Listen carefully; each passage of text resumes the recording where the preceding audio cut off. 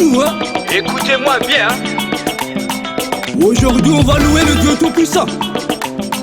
Que tout le monde chante avec nous. Come on. Ah ouais, ouais.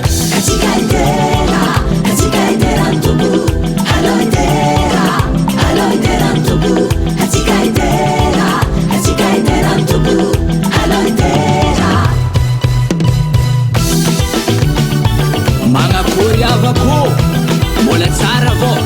Efa elaela tsy mitrôtrika magnano mola tsara aminareo jiaby zay maregny zay aketo niany e.